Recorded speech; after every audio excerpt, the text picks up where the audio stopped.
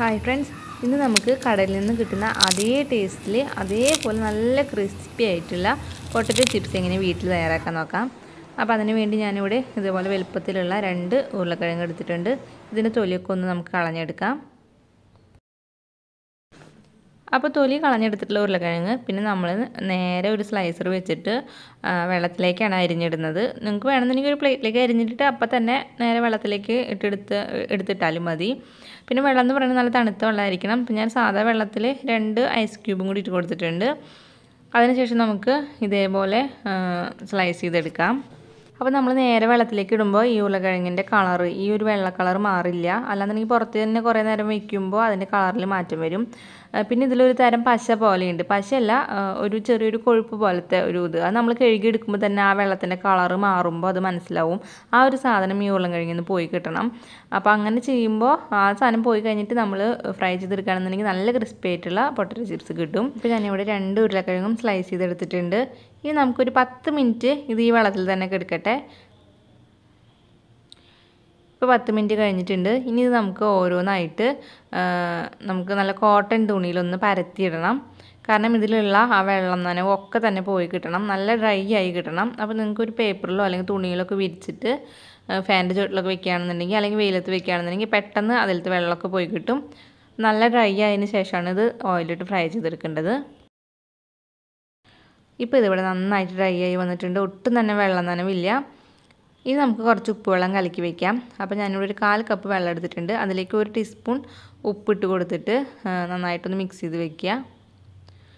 ഇനി ഞാനിവിടെ ഒരു പാനിൽ ഓയിൽ ചൂടാവാനായിട്ട് വെച്ചിട്ടുണ്ട്.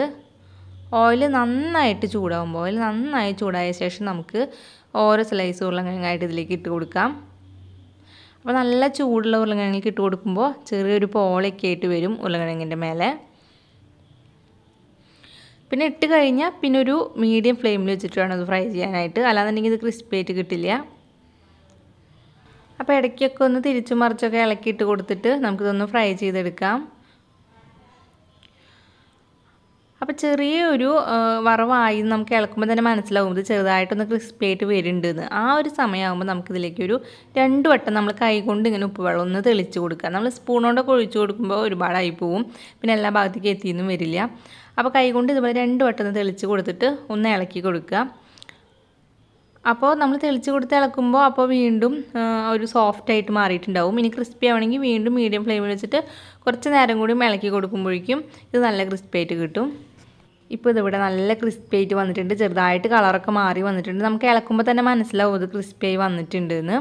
പിന്നെ മീഡിയം ഫ്ലെയിമിൽ തന്നെ വെക്കണം. ഹൈ ഫ്ലെയിമിൽ വെച്ചിട്ടുണ്ടെങ്കിൽ ഇതിൻ്റെ ഉൾഭാഗം ഒന്നും വെന്ത് കിട്ടില്ല, ക്രിസ്പി ആയി കിട്ടുകയും ചെയ്യില്ല. ഇനി നമുക്കിത് ഓയിലിൽ നിന്ന് എടുക്കാം. അപ്പോൾ ശരിക്കും ഉപ്പൊക്കെ ഇതിൽ കറക്റ്റ് എല്ലാ ഭാഗത്തും ഒരേപോലെ പിടിച്ചിട്ടുണ്ടാവും. അപ്പോൾ ഇതേപോലെ നമുക്ക് ബാക്കിയുള്ളതെല്ലാം അതും ഫ്രൈ ചെയ്തെടുക്കാം.